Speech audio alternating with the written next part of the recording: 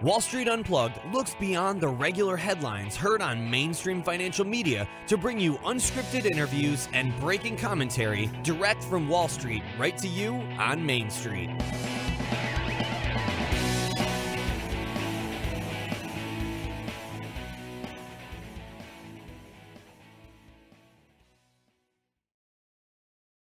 What's going on out there? It's October 7th.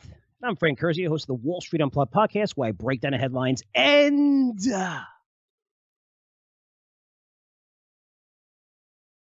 tell you what's really moving these markets.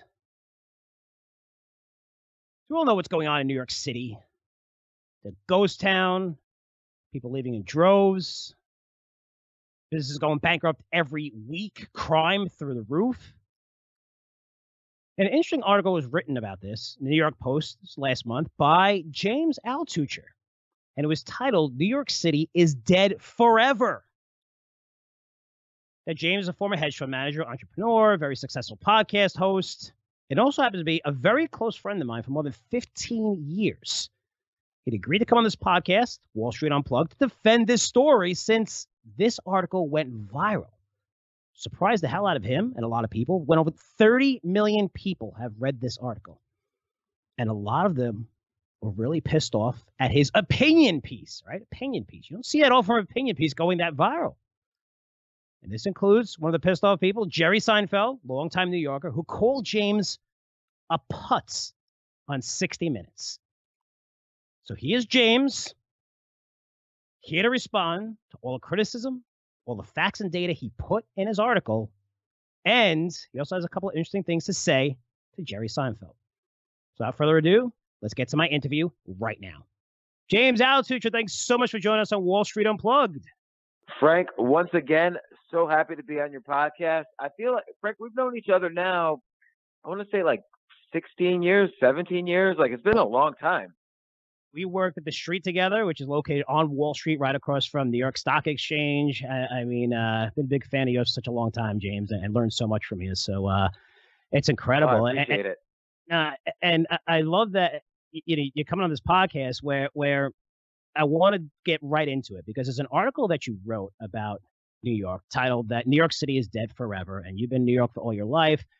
You talk about it, and this thing went viral, and a lot of people were just, Seinfeld calling you out in 60 Minutes, other people calling you out. I mean, were you surprised this went that viral? I mean, this is something you express your opinion about, someone that's a New Yorker, but man, I couldn't believe how much press this thing got. It's pretty crazy.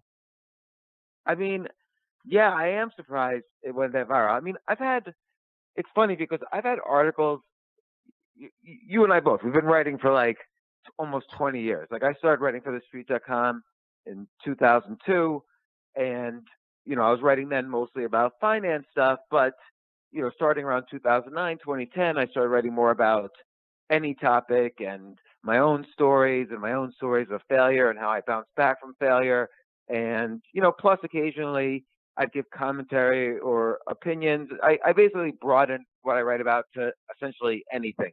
And so I've had articles that have gone viral in the past, like my feelings on college, which I wrote about in the Financial Times in 2005 and, kept writing about. And then, my feelings about home ownership, my feelings about minimalism and my own personal experiences with throwing out all my belongings and just living in Airbnb.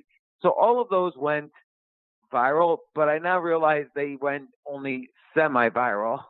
This article went truly viral in a way that not only have I never seen before with one of my articles, but I've never seen before, honestly, with really any article. And particularly now, it's rare for a 5,000-word article to go so far. I mean, I can say this viral was read by, or at least the contents are known by, around 30 million people or more. And I could easily get to that number just based on shares of it that I put on various platforms, plus, some other people who link to it and so on.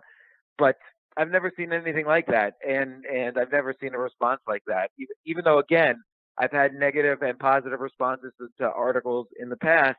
And again, I want to add, like, sometimes there are articles where they go viral for the wrong reasons. Like, if somebody says something that's just outrageous or insensitive or tone deaf to what's going on in the world. But I've never seen kind of just an opinion that wasn't really, I mean, I wasn't offending anyone. I wasn't, it was kind of an opinion based on facts and solid analysis. Everyone agrees to that. And I've never seen like an opinion go viral like this. And I was going to actually, it's a great segue to what I was just going to ask you, because this is an opinion piece, but you stated a lot of good information, a lot of good facts there. And one of the things that you said is New York was always a place where no matter what happened to you, I'm quoting you, you were always able to bounce back up, but not this time. Why do you think this time is different? I know you compare it to the 70s and the Dinkins days and how bad it was there. I lived there in the 80s, lived there for close to 40 years before moving to Florida. I've never seen it even close to this bad. So, why do you think that New York City could never bounce back? Yeah, it's a good point. And so I started the article by saying, by basically describing my own personal love affair with New York. I was born in New York. I grew up in the New York area. I lived my entire adult life in New York City. My kids live in New York. Some of them go to school there. So I've been up and down in New York so many times. Like I've been dead broke over and over and over again in New York. I mean, New York City is it's a great place to go, or at least over the past 30 years, this is a great place to go to find entrepreneurial opportunities, professional opportunities, creative opportunities. You could reach the heights of success. You could come crashing down. You could bounce back. And that's happened to me like 4 or 5 times in New York. Not to mention, I lived right next to the World Trade Center on 9/11. I lived on Wall Street actually during the financial crisis. So every morning I'd walk out of my apartment and see depressed traders walking into the New York Stock Exchange. I mean, I've seen New York. I was in New York City in the 70s when it was just horrible there. So I've seen New York City, at least over the past 50 years, at its worst moments. And I agree, this time is far worse and it's much different. And so, and by the way, every time was different. Like 9/11 was, people always say, oh, you can't say, this time it's different. But the reality is every crisis was different. 9/11 was, of course, the first terrorist attack on U.S. soil.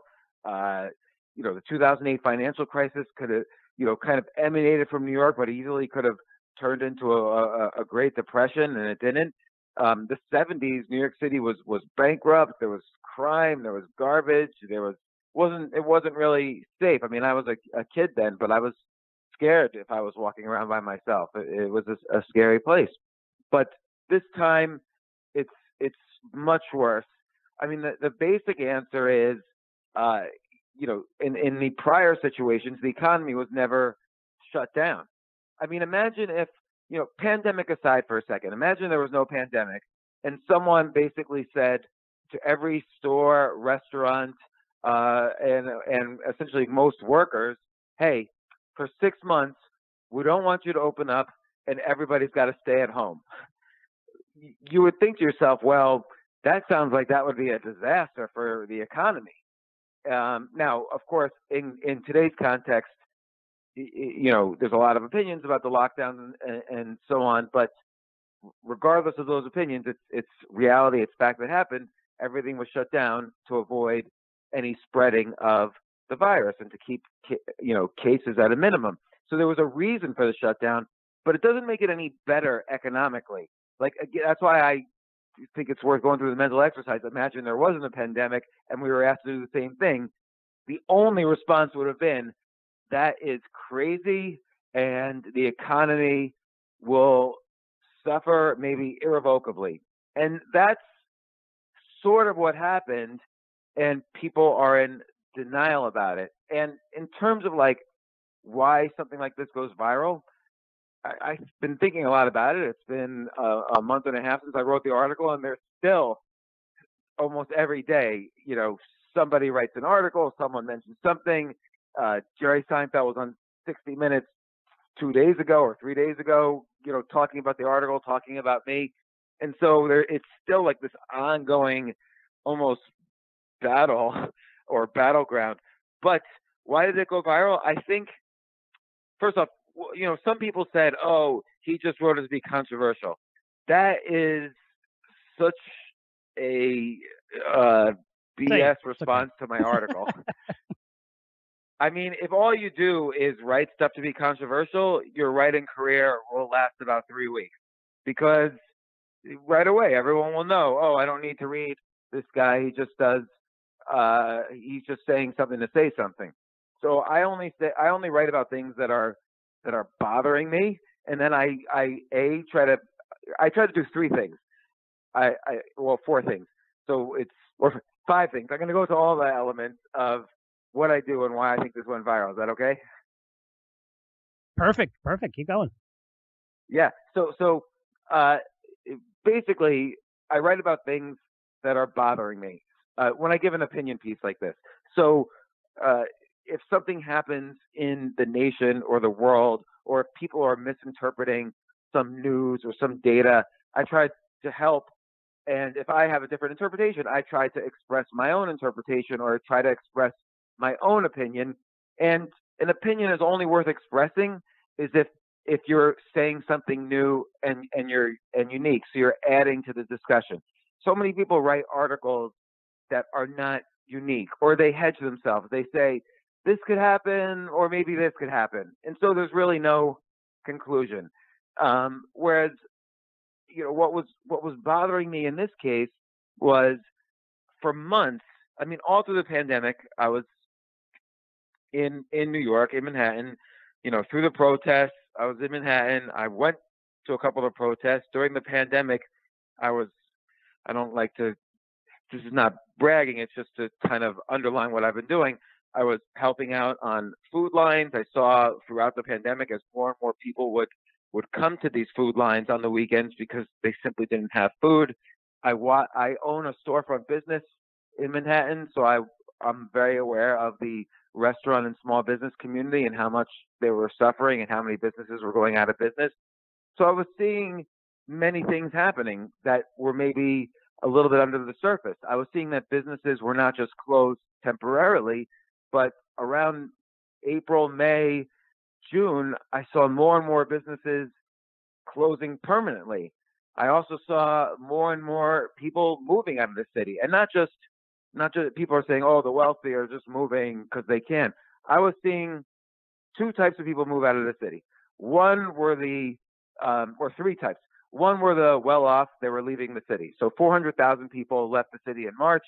A lot of them to, just to avoid the virus. They were moving to their Hamptons homes or whatever. That was not me. I stayed. I don't have another home. I stayed in my apartment and so on. Then I was seeing a lot of young people leaving. So all the restaurants and small businesses closed. My comedy club closed. So where did everybody go? They just went home. They went home to their mom in Maine, or they went to Nashville and stayed with friends, or whatever. There was no reason for them to be in New York. There was no jobs, and they didn't have money. So a lot of young people left.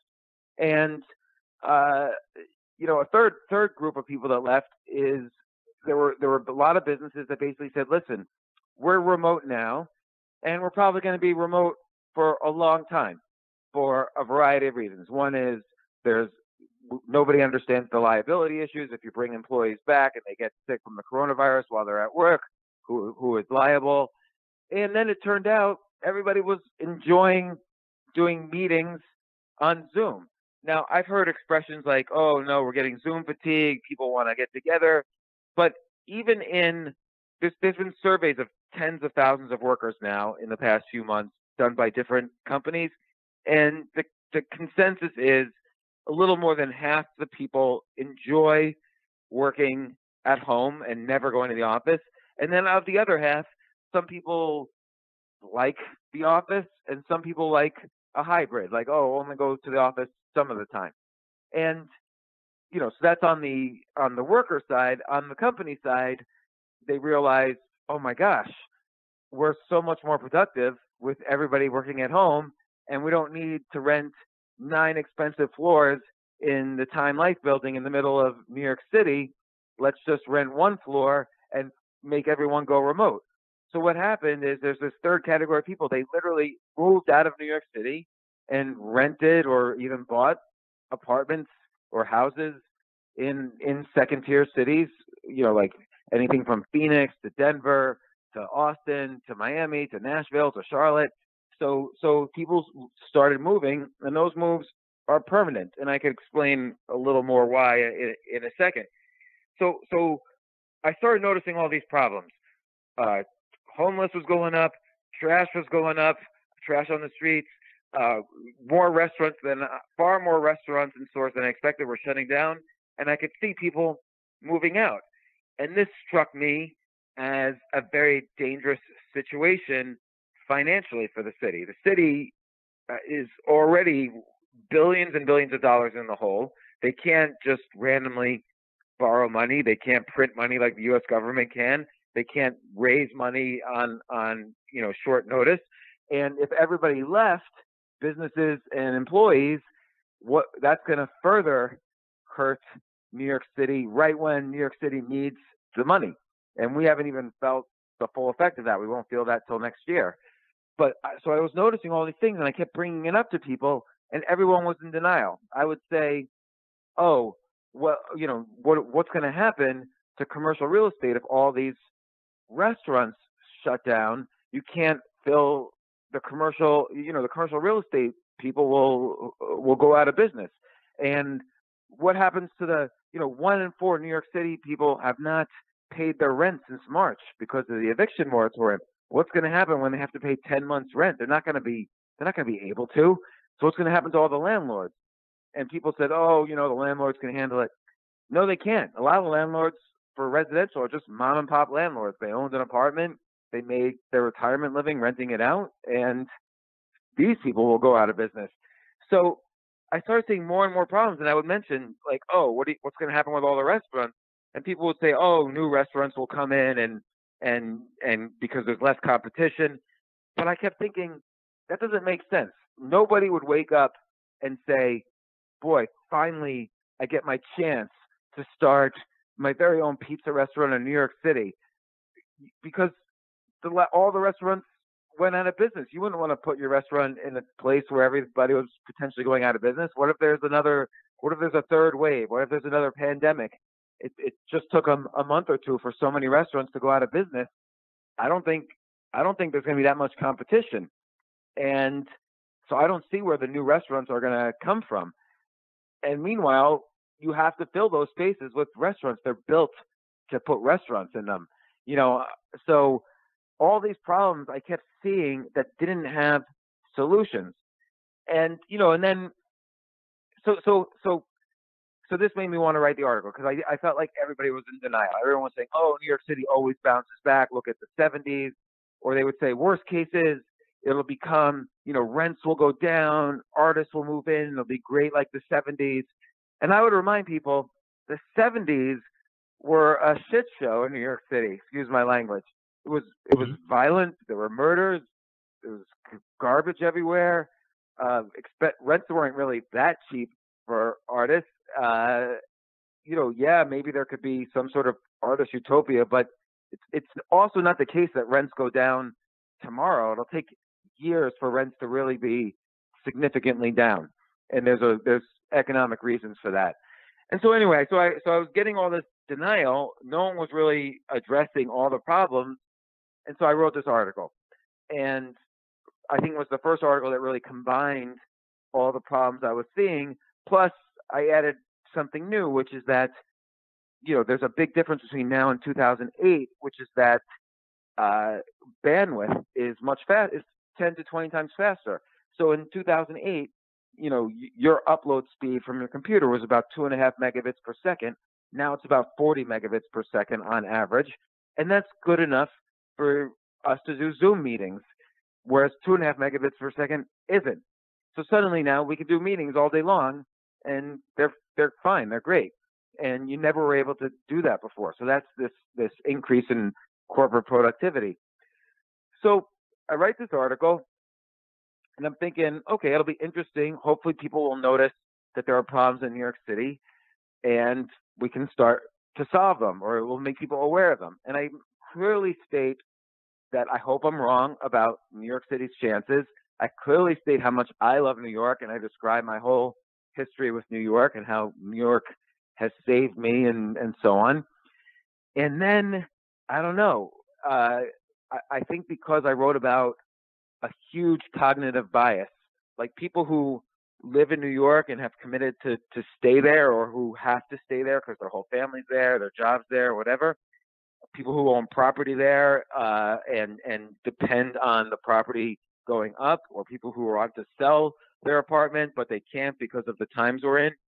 I think there's this huge cognitive bias uh, based on people's lifestyles and money and everything, where just without even reading my article, it for many people it triggered this enormous anger and fear and hatred. And there's a reason why the phrase "shoot the messenger" is a cliche, is because it's true. People shoot the messenger, which is what I was. And from there, it just went insane. Like then you had another group of people which loved the article, uh, but you can't choose your readers, and I'm happy a lot of people read it. But Rush Limbaugh read the article word for word on his radio show to, I don't know, 20 or 30 million people. Glenn Beck read it word for word. I'm a huge fan of the Joe Rogan podcast. Joe mentioned it several times on his podcast. So everybody was reading about it and hearing about it. And for the first 10 days, there was nonstop anger from New Yorkers towards me. And I had to just shut my computer down. And I mean, and not only that, everybody who ever knew me in the past 30 years started writing articles just trashing me, not even addressing the article, but just trashing me. This is the guy who thinks New York City is dead. I used to know him, blah blah blah, and they would just tell these random stories about me or whatever. And then finally, 10 days later, 10 days after I wrote the article, I'm thinking it's going to quiet down. I wake up and I'm getting all these texts from people calling me a putz. And I'm like, what? Why is everyone calling me like this Depression era insult? Like, I've never even heard anyone call anyone a putz.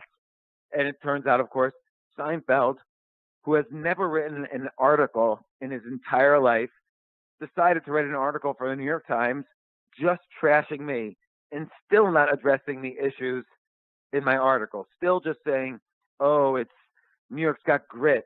New Yorkers always pull out of it because they have grit. This guy's no real New Yorker, and I'm giving a long answer again, but this in a nutshell, I think it went viral because the huge cognitive bias around the issue, for many New Yorkers, millions of New Yorkers around the issue of whether or not New York City is dead.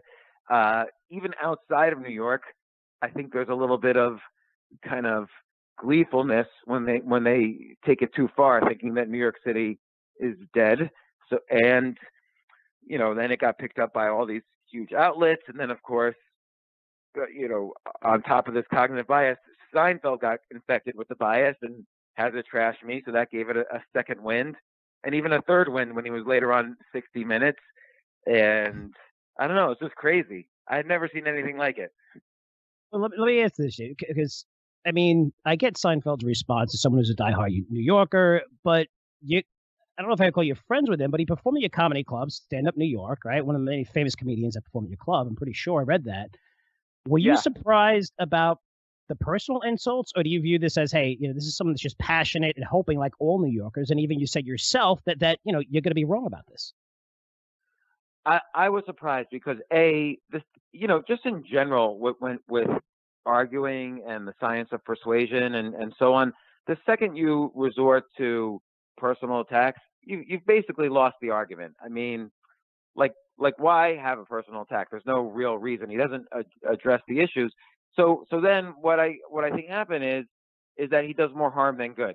Because if he just says, oh, this guy's a putz, New York City people, so he discredits me even though he doesn't address the actual facts at all, which is the important part. And he says, oh, New York Cityers have grit, they can survive anything. And the problem with that view is that if you're not addressing the issues, then who's going to solve them? Like, if someone as credible as Seinfeld, and he is a very credible person, if someone as credible as Seinfeld is refusing to address these issues, how are these issues ever going to get solved? They're only going to get worse. And in fact, since his article came out, which was 10 days after my article, the situation has become far worse. Like the violence has skyrocketed. Apartment vacancies are at an even higher all-time high. The office buildings are just as empty as they were, which underlines my point about what's going to happen. More restaurants are predicted to go out of business than I had previously thought. Like I previously thought maybe 3,000 restaurants would go out of business, but now they're saying something like 12,000 restaurants might already be out of business. 12,000. That's, hundreds of thousands of jobs. Broadway might not open up for another year still. And Seinfeld mentions, oh, too bad this guy can't get to go to his Broadway shows. I hate Broadway. I hate Broadway shows. I will never go to a Broadway show in my life. But what I'm concerned about is the million people who either work on Broadway or work in the restaurants that serve the Broadway community or work in the hotels that serve the Broadway community. It's thousands of restaurants and hotels. So that's a severe economic hit on the city. And also in the past, few weeks, the MTA announced that one group, the Transit Authority, they need a $12 billion bailout. De Blasio admitted he's $9 billion. The city itself's $9 billion in the hole. He's already fired 9,000 city workers because he just doesn't have the money to pay for them. So things have gotten significantly worse since my initial article came out, which is why I'm surprised again. He was on 60 Minutes. Seinfeld was on 60 Minutes a few days ago and still just repeated the same thing and doesn't acknowledge, maybe he doesn't see or maybe he doesn't know that people are really hurting. Like people are hungry, people are unemployed, business owners are built businesses for 30 or 40 years, they're out of business. Garbage collectors are being fired, police are getting fired, teachers are getting fired, EMT workers are getting fired, MTA workers are being fired. Like this is the entire infrastructure of the city. Who's going to move to a city where there's higher crime, garbage everywhere, no businesses, Broadway closed, no teachers or fewer teachers. It's a scary situation. It is scary. What I really loved about your article too is, like you said, it's an opinion piece. I said this earlier, but you talk about the important facts of why someone would want to move to New York City, which we know, we've lived there. It's business opportunities, a culture, food, colleges. People invest in commercial real estate, and you're right. Right now, none of this exists, right? So for me, I was very surprised at that response, where I could see people who are diehard New Yorkers, and even myself, saying, "Man, I hope you're wrong about this." But what I'm seeing right now is this is a structural difference. I mean, you're seeing the politics are supporting something that, and again, I don't want to get into the political part of this, but it is New York, and it's close to my heart. How do you think this will change? I mean, how can you be wrong on this theory? I mean, does it have to change from the top, where it's got to be different? Again, when Dinkins was in there, we had Giuliani and everything. I mean, he arrested so many police officers, corrupt police officers. And it was no joke. I mean, people hated him for the things that he did. But do we need this, like, a big reset here? I mean, how can New York really get itself back on its feet? Well, it's a great question, because it also begs the question of what do the leaders of a city or a country do? And, we're in an election year. This is a really important question. I actually, in my initial article, I didn't even mention de Blasio, because the problems are so, he might have caused some problems, and he certainly made some problems worse, particularly since the article came out. And I have to say, when Seinfeld's article came out, de Blasio held a press conference. Literally, de Blasio held a press conference about my article and trashed it. And then Cuomo sent out an email about my article and trashed it. So, but I never said anything about them in my initial article, because these problems are so big now. It's beyond who is the leader of New York. Like these problems are financial. It's something like $50 billion worth of problems is my back of the envelope math. And again, I went through, part of the goal of any article, part of what you should do as a writer is answer all objections. And you and I have both known that, for years of writing about finance. And I did that in my article. So, it's really hard to argue with my article unless you use these, ambiguous terms like grit and, New York always bounces back and all this other stuff. But, it's not, there's no easy solutions. And that's the other thing that happened with this article. I never hit publish unless I'm afraid of what people will think of me. And so with a lot of articles, I'm very self-deprecating. I tell stories about myself that are very revealing, and I'm often afraid, gosh, if I publish this, what are people going to think of me? The thing that I was afraid about here was that this was one of the few articles I've ever written where I didn't really have a solution, because particularly initially, I tried really hard. I could not think of solutions to the problems I was raising. And when I hit publish, I was really afraid what people would think of me, because usually I have some hope at the end of an article. I have some reason to be optimistic.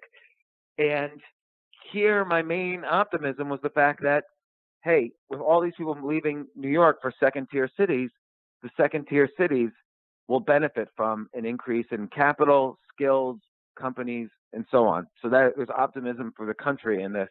But I couldn't really think of any solutions for New York, at least initially. And so then after my article, I had on people like Eric Adams on my podcast. He's the Brooklyn Borough president. He's running for mayor, was in the NYPD for 22 years, was a New York State senator. So here's someone who knows New York City very well, in fact, wants to run New York City and is the front runner. I also had on Federal Reserve officials to talk about what happens, how New York City can be bailed out. Could the Fed bail it out? I've had on congressmen. I've had on presidential candidates. And, no one had any short-term answers. There are no short-term answers. So then I started thinking, okay, I'll write an article with some answers. Again, it was really hard to think of any, but I thought of a few. We don't have to get into them now. And, that article did okay, but not as, didn't go viral or anything. Just everybody was just committed to their belief that I was simply wrong and they were not going to think about it any further, and I must be a jerk for saying this, and I'm not a real New Yorker somehow. And that was I shouldn't have let it get to me, but honestly, that was the frustrating part to me, is that I loved the city just as much as anyone and lived there all my life and really benefited from the city. And I don't want these problems to happen, which is why I wrote the article. I'm not a pessimistic guy. Some people write because they're pessimistic. I'm not like that. Yeah, no, and James, when I just look at this whole scenario too, and I know you're familiar with what I'm going to say here because you are amazing when it comes to investments and finding trends. We'll get to that in a second. But what scares me the most is when I write about something or a stock pick, and there's so many people that come out negative on it. It usually means you're right. I think, does that scare you at all? Because again, this is something that you want to be wrong on, I think. Yeah. I mean, that does scare me. I really think, again, people are going to just stay in denial. And what's going to happen is, bit by bit, I mean, we're already seeing it. Nothing that I have said in the article, I mean, everything that I've said in the article is sort of already coming true. It's not like this is a fake thing. This is happening in real time as we're watching it. And I think people are going to stay in denial, and I think there aren't going to be easy solutions, and I'm afraid how people will react to that ultimately. Like, it's not going to be pleasant.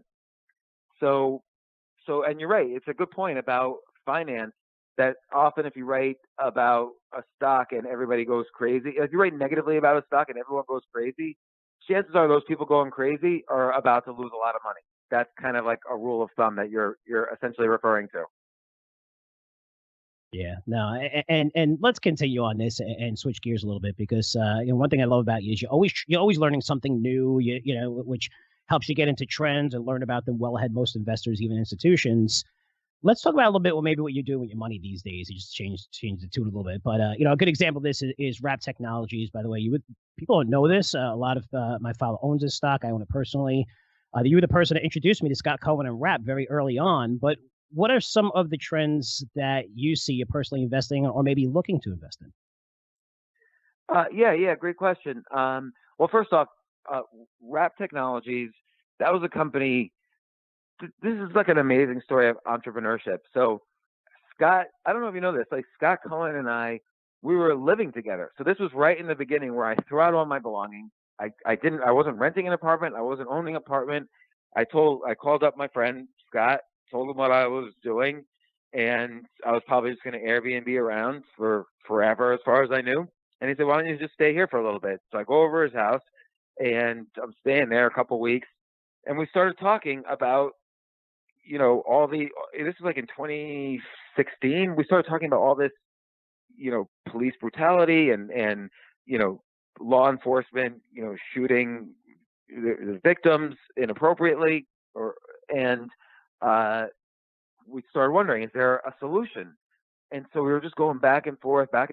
We talked to an inventor that Scott had once worked with, and he had made a previous company that revolved around this idea of a sonic gun. You send a sonic blast that's very, honed, so it hits a person and the person next to that person doesn't hear it. Anyway, he couldn't do it on a small distance, but then he came up with the idea, how about we do it as a wrap gun? We'll send out this steel cable that at the speed of sound that wraps around someone who's resisting arrest, so it doesn't hurt them and it detains them without the police officer having to get close. So just from that conversation, Scott really did everything. He made calls, he got the inventor working on it, he raised money, he got police officers involved and law enforcement agencies. And now it's like I don't know, I'm not involved really, but every law enforcement agency, or many of them, hundreds of them, are looking at the device, testing it, using it in the field. Every day we get phone calls, oh, you guys, saved another life or saved 2 more lives. Like, it's great just to be involved in something that is saving people's lives and solving such a huge societal problem. I mean, people get into entrepreneurship for money, but you can't succeed as an entrepreneur unless you're really solving a major problem. Else it's all BS. Like, if you're solving a major problem, you're going to make money and have a successful business. And that's why I'm so proud of Wrap. It literally is saving lives. It's growing. It's doing well. Again, I don't know any secrets or inside information. It's just something that I'm really proud of. And so what I tend to do is, what I did do for the past 15 years is I focused a lot on private investing and, invest in opportunities that I've built up through my network or I happen to randomly come across. Like, Scott and I have been working together since 2004. This was a chance for us to co-invest in something, which was Wrap. But I have other friends that I've been working with over the years that they show me things. I co-invest. My strategy tends to be, if someone is in the deal who is smarter than me, then I just invest automatically, whether I know anything about the company or not. So I'm in a lot of different private investments. The problem with private investing is that they take a long time to play out. The bad companies go out of business right away. The good companies, they might grow for 8 to 15 years. Like, you might not exit for a long time. So currently, at the very moment, I'm actually getting a little bit more interested in entrepreneurship while I'm waiting for, I have a dozen or so private investments that are working out.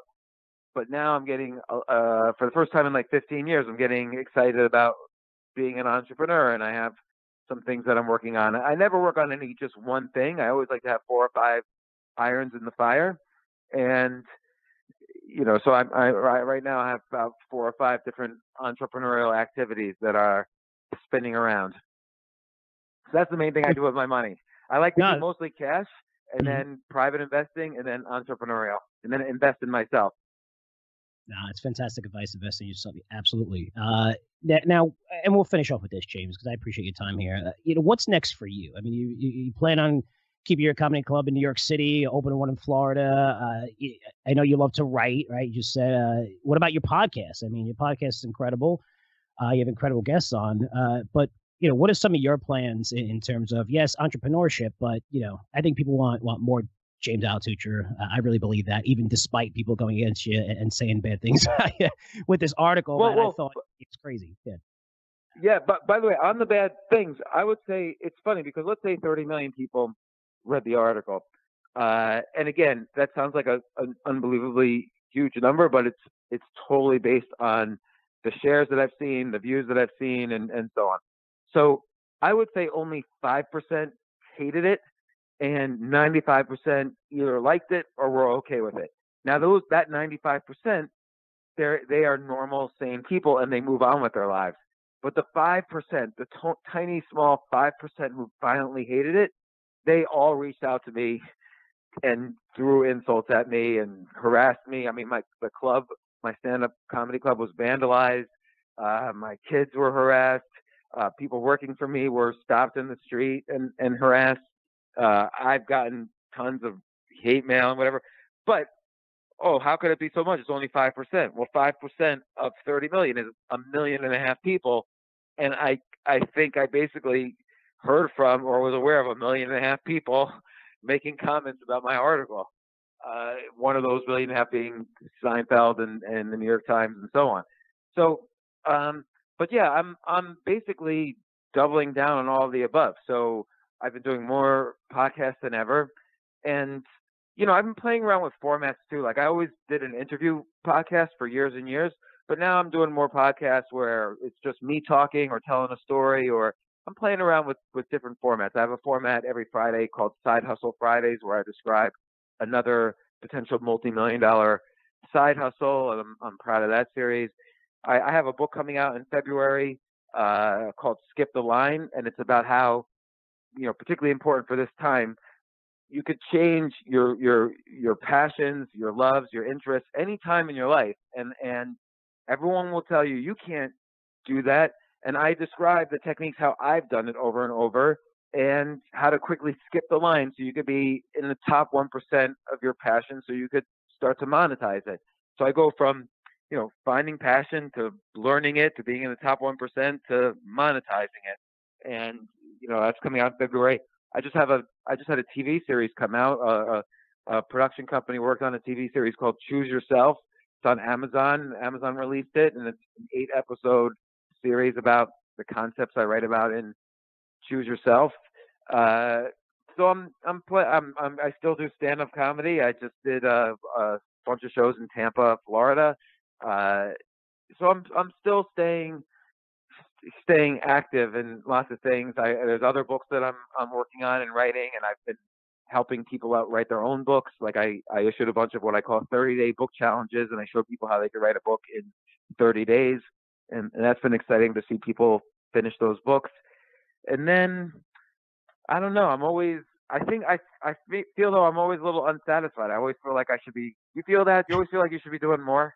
I always feel like I should be doing more right now. And one of the most powerful things, and I have to say this, that I read from you is the power of no. And now that, Curzio Research is growing a lot. We're doing well. We have, about 20 people in total working for us. I have a security token coming out that we're just going to launch and make our company public. But as you get into more of these things, and I just thought it was funny that you mentioned about 10 things that you're doing and you said it's not enough. The power of no, where it's just time is such a valuable commodity now, and just learning that with saying, hey, I can't. With so many people that ask you for things all the time, it's that was one of a powerful message that I learned from you. Yeah, and it's one of those, like, whenever I write a book, it's not I don't write the book necessarily because I'm an expert. Like I've never really been an expert at saying no. I write the book because it's been really hard for me, and so I had to learn the hard way how to say no more often. So, like for instance, you wouldn't buy a book about how to pick up girls from Brad Pitt because Brad Pitt just has to walk over to them and say, "Hey, let's go on a date." So any advice Brad Pitt would have is useless on dating. But that was like me writing The Power of No. Is that this was writing the book became the way I got good at it, but I always have to remind myself of how to get even better at it. And lately I think it's unfortunate, but lately I've been kind of interested in all this political stuff going on, but I really don't like writing about it because it's not the thing that's the most important to me. And but clearly it's very important, and I'm not quite sure what to do. How to cope with my interest in it and deal with the fact that so many people hate it, hate politics. And they have strong opinions about it too. I mean, we have to talk about politics on this podcast because it deals with your investments and different things that you're going to do. But it's always tough. Everyone's going to have their bias, but that is something where, I mean, you think you get negative email from that article. Wait till you really write about politics, because all the hate comes out. Everyone. I mean, if you say anything positive these days, they want to come after you. It's pretty crazy. It's a crazy world out there. Yeah, no, I've already seen it. Like I've written about voting. I've written about the candidates, and it's insane what happens. Like I cannot even believe it. But it's interesting, this whole feeling of like, when's it too much? When are you doing too much? When should you say no? I don't really have like a good solid answer to that, because I just say yes to lots of things now because I suddenly had like everybody, I had all this free time when the pandemic began. I was doing comedy 30 hours a week. So I reclaimed 30 hours a week of my time, and then I immediately got overcommitted. I started doing like 5 podcasts a week instead of 2. I was finishing a book. I started writing another book. I'm helping Charlemagne the God, who's a big radio host in New York. He has a show called The Breakfast Club with about 5 million listeners. I'm helping him put out a book about systemic racism. And, I'm still involved in all my private investments, and I'm starting a company I'm excited about. So there's always so much. And I'm still trying to think now of solutions for New York City. But then here's another problem. Let me ask you this. Once you write an article like that gets so much attention, I don't really know what to write next. It's almost like you get this weird writer's block because you're trying to up the ante on what you've been writing. And I don't even want to write about New York City right now. I want to write about the stuff I usually write, which is more this choose yourself style or my personal stories or whatever. Yeah, I mean, James, even like you said, the articles that you published about it, if you come out and give here, this is what New York has to do, a perfect game plan of what they have to do, nobody wants to read that. Yeah, no, I wrote it. Nobody wanted to read it. Yeah, I said that, I said that to newspapers that were publishing me. They were like, nah, thanks. It's like pretty crazy, the psychology behind something going viral. I remember, we both worked for Agora, and they were like, we want to try to make this go viral. You can't try to you don't know what's going to go viral, but I still don't understand the psychology of things that do go viral compared to things that don't. I think I get it, and I'm like, how is this viral? And I'm watching it like 10 times because I'm so interested in it. And I'm like, I don't know why I'm interested in it. It's just, it's pretty crazy. Well, I think hitting someone's cognitive bias will do it. Like if you hit, like, again, if I say something like, oh, never go to college or never buy a home. Well, those are some of the biggest decisions people make in life. So they have huge cognitive biases about it. That will always trigger some virality. If you write an article, never vote. I was just going to say that. Will trigger. Because you've written that before. Yeah, no, I read it. By the way, I wrote it yesterday. And of course, a lot of people were upset. And I don't try to make people upset. I just want to be able to free to say my opinions, particularly when they're important. Like, I think there are more important things you can do for your personal life than vote. I mean, if you want to vote. I'm not against it, but I'm saying it's not the only. People think that's the end of their civic duty and their service to country is if they vote. Totally not true. Like you should work on improving yourself, improving your community, improving your family, and a rising tide lifts all boats. But something as simple as that is not obvious to people. So they just want to get in the mire and argue about fascists and Nazis and racists and rioting and protesting and no matter what side you're on. So that's what gives them pleasure. Yeah, no, it's definitely true. So, James, if someone wants to learn more about you, find out more information about you, I mean, your podcast, how can they do that? Well, definitely subscribing to my podcast, The James Altucher Show, which I have a lot of fun with. And I have never pushed a book before, but I am really proud of my next book, Skip the Line.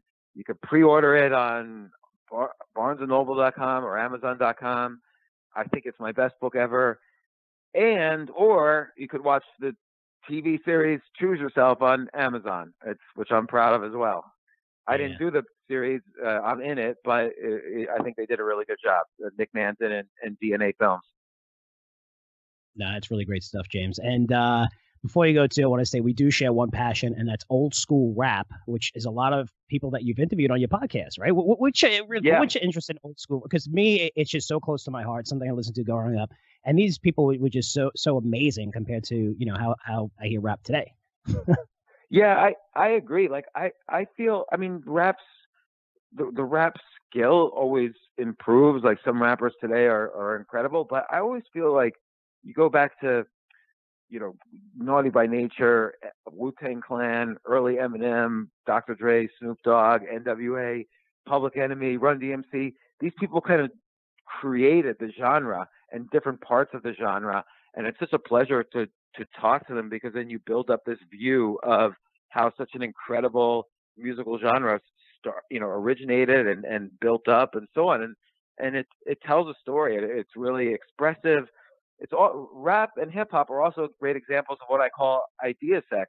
They often meld other musical genres, throw a beat on top of it, and then throw spoken word poetry on top of it, which is the rap, and it's amazing. It creates works of art. And then I love the dancing around it, like the break dancing. I think is beautiful, and other aspects of rap, like I think what people do with their throats and mouths with beatboxing is incredible. I mean, their mouths are like one man orchestras, and I just think the whole genre is beautiful, and the story of it's beautiful. Yeah, so I've had on Run DMC, Russell Simmons, Coolio, Biz Markie, Luke from Two Live Crew. I've had on so many rappers. It's been great. That's great stuff. And I better stop asking the questions now, because I could have you on for another hour. But I want to say, you said earlier we know each other for such a long time. I've learned so much from you. I'm a big fan of yours. I really appreciate your time. You've helped me a lot. You've made me smarter, think about things. I've come to you before for your opinion, and it's always been amazing. So, I just want to say I really, really appreciate it, and appreciate you taking the time to come to the podcast. Well, Frank, I appreciate it too. And again, also, I always listen to your stuff, and when you analyze the stock, I pay attention. Like your analysis is. I remember talking like years ago how you just love. You were telling me how you love visiting the companies and doing all the research and doing all the due diligence, and I'm too lazy to do that. Like, I really like how you analyze all these stocks and companies, and I think that's a valuable service you perform. Thanks, man. I really, really appreciate it. So listen, now that you're in Florida, I'm in Florida. Let's definitely get together soon and hang out. You let me know when, and I'm hoping to see you soon, buddy. Absolutely, Frank. Thanks so much. We'll talk to you soon. It's great stuff from James. People know him as a hedge fund manager, personal coach, great writer, podcast host. You heard that in the podcast. Master chess player, ping pong player. But what you may not know before this interview is James is a really good guy. I mean, he's a nice guy. He's got a big heart, as you could tell. This bothered him. The personal insults, I think, would bother anyone. I mean, it was against his family. His comedy club got vandalized. I had no idea. It was that bad. But when I look at James and Seinfeld, I think every true New Yorker hopes that he's wrong on this prediction. And we all believe New York City is the greatest city in the world. I've lived there for 40 years when my family in Florida. And it's someplace, it's always going to be true to my heart, to every heart of New Yorkers. So again, we hope that this prediction does not come true. But it is an interesting take. I love that James responded to it, really clear the air, clear things up. I think Seinfeld brought up some great points, but the insults, I guess it makes it more fun with the insults, right? We can all agree with that. Maybe that's why so many people read it. 60 Minutes, everything. It's just been read on so many different podcasts. Unbelievable. But I love his response here. It was really cool. And I appreciate all of you listening to it. So, guys, my Wall Street Unplugged podcast, you can listen to all of them on iTunes, subscribe, or you can go to our website, curzioresearch.com. It's also where you find my free report called The Third Option. Absolutely for free, guys. Stock sectors are going to benefit from a Biden win and a Trump win, that election, if he gets reelected. Lots of stock picks, free, that I put in this report. But the most important part of it is that third option, which according to a recent NBC poll, 55% of Americans are either not too confident or not at all confident that the results of an election will be valid, meaning there's a good possibility we're going to see uncertainty and chaos, which is never a good thing for the stock market. But if this happens, in this report, it's free, I'm going to show you exactly how to make a killing from this chaos. Again, it's on our website tomorrow for free for anybody that wants it at CurzioResearch.com. So thanks so much for listening. Really appreciate all your support, guys. Love you. I'll see you guys in 7 days. Take care. The information presented on Wall Street Unplugged is the opinion of its hosts and guests. You should not base your investment decisions solely on this broadcast. Remember, it's your money and your responsibility. Wall Street Unplugged, produced by the Choose Yourself Podcast Network, the leader in podcasts produced to help you choose yourself.